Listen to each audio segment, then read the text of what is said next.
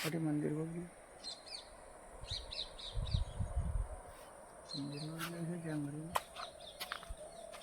जंगल और मंदिर को भी आने चाहिए। जय सिया राम। ये बहुत से लोगों का प्रश्न है कि कुंडली जागरण के विषय में बताएं और त्राटक के संबंध में बताएं। कुंडलिनी प्रत्येक इंसान के अंदर एक ताकत के रूप में, अज्ञात ताकत के रूप में मौजूद है। उस ताकत के लिए हम लोग हमारे प्रयत्नों से आगे बढ़ाने की कोशिश करते हैं। इसमें जब तक योग्य गुरु नहीं मिले तब तक असंभव है। मैं एक बात बता देता हूं, मैंने कुंडलिनी को जागृत किया। कुंडलिनी होती है और आपके अंदर एक अद्भुत क्षमता आ जाती है। आपकी भविष्यवाणियां सटीक निकलेंगी। कई ऐसे विषय आ जाते हैं, आपका विश्लेषण 100% सही रहेगा। पूरे शरीर में एक अद्भुत आनंद का संचार होने लग जाता है। और जब हम नई नई व्याख्याएं करने लग जाएं श्लोकों की, तुलसीदास जी की चौपाइयों की, किसी की भी मंत्र की, किसी की भी, तो समझ लेना चाहिए हमें हमारी कुंडलिनी जागृत हो रही। कुंडलिनी जागृत होने पर सर्वप्रथम हमारे शरीर में कंपन तो चालू हो ही जाता है। कंपन होता है शरीर में एकदम। और जब कुंडलिनी जागृत की ओर आती है तो एक खुशबू का सा वातावरण आता है नजर, मानो किसी ने बहुत ही सुगंधित अगरबत्ती लगा दी हो। इस तरह से वायुमंडल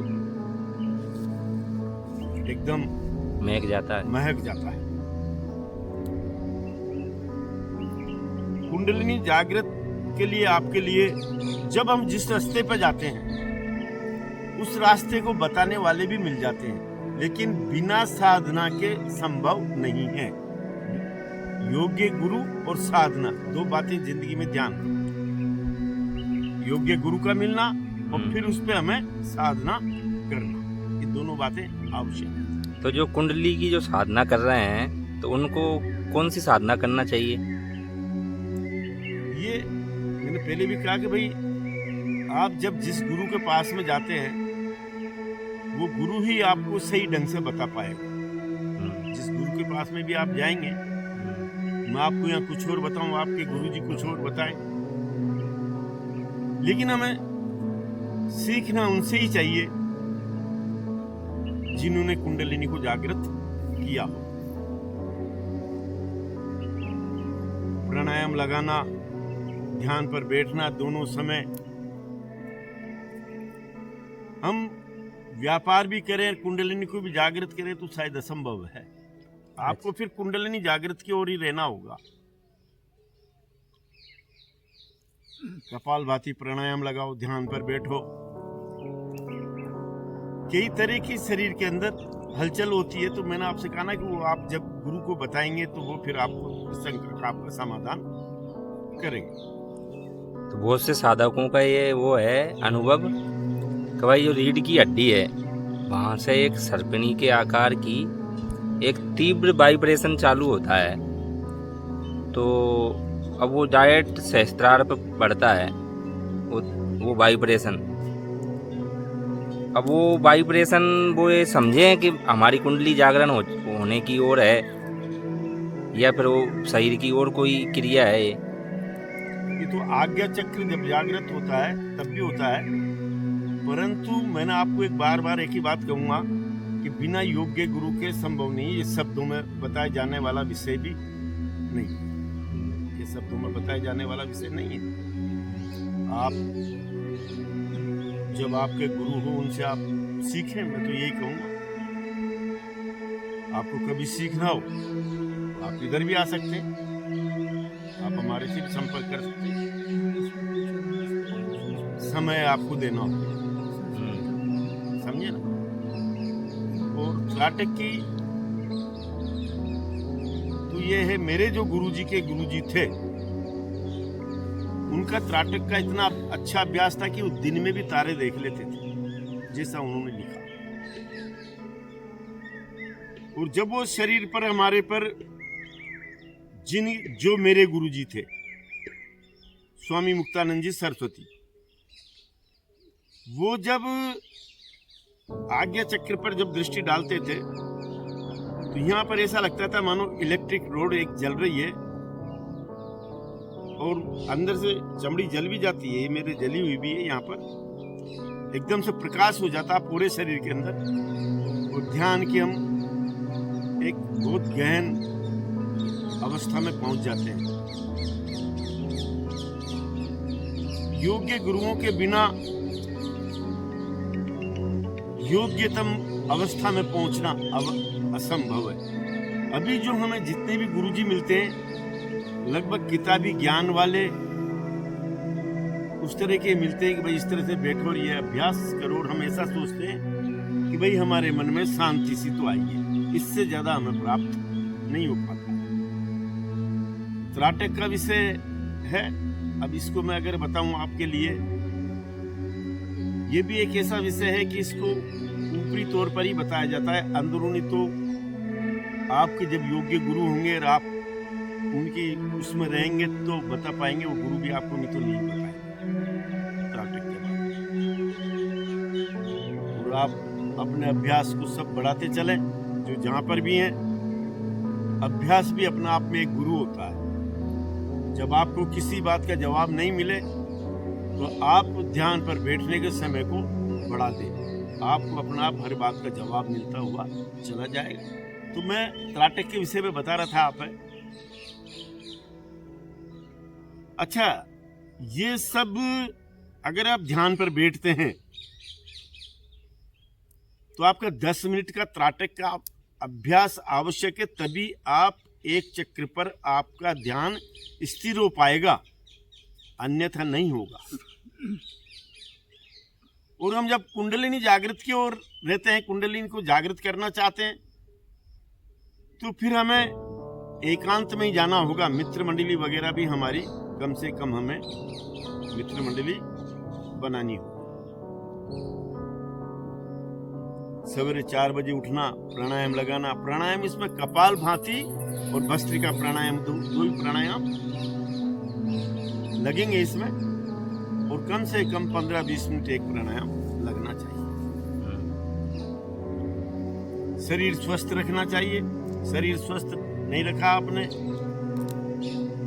खाने पे भी आपको ध्यान रखना होगा। अपनी भोजन व्यवस्था भी आपको उसमें करनी होगी।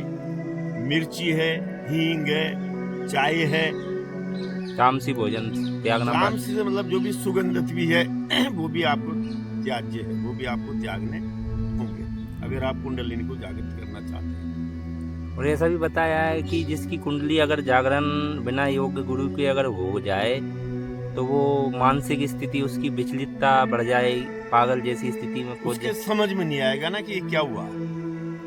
अच्छा, उसके समझ में नहीं आ रहा कि ये क्या हुआ मेरे शरीर के अंदर, तो हो तो सकता है, लेकिन बिना अभ्यास के तो भाई असंभव। तो पहले मूलाधार का संबंध है चक्रों।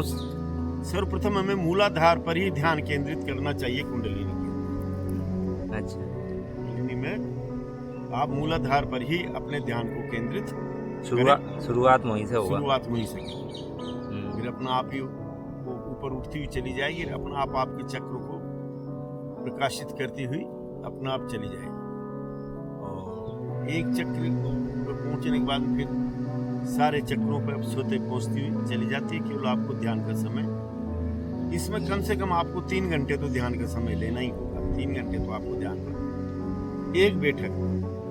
इसलिए सबसे पहले तो आपको आसन की सिद्धि करनी पड़ेगी। भाई एक आसन पर हम 3 घंटे तक बैठ सकते हैं। इसके लिए मैंने अपने उसमें वीडियो में आपको बता रखा है, आपको जो श्वासों का अभ्यास करना, श्वासों का अभ्यास के ऊपर आपका आसन सिद्ध हो जाएगा और ध्यान की एकाग्रता बढ़ जाएगी। ध्यान की एकाग्रता बढ़ेगी तो आपकी कुंडलिनी स्वतः जागृत होगी।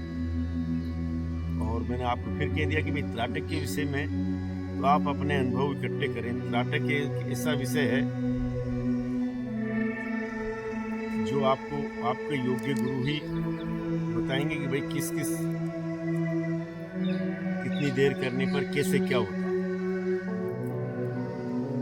त्राटक का भी बहुत तगड़ा प्रभाव है। आप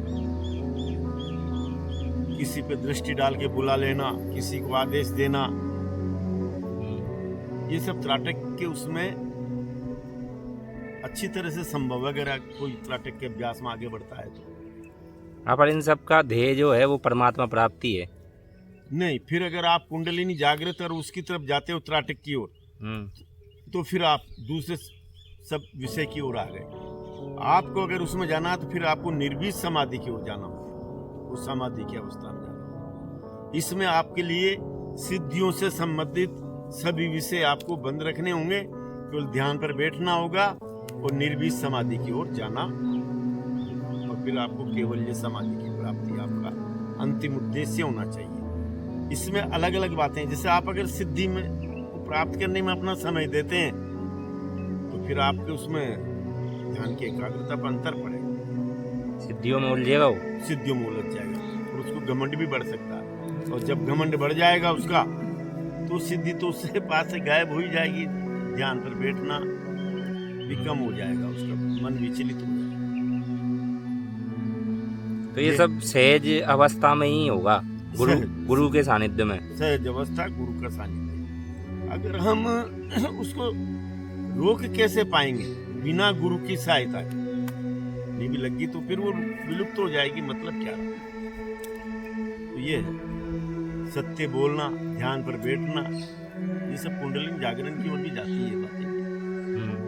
बाकी आप भोजन व्यवस्था पर ध्यान रखो, ज्यादा से ज्यादा समय ध्यान पर बैठने को दो, कपाल भांति प्राणायाम लगाओ, कुंडलिनी जागरण।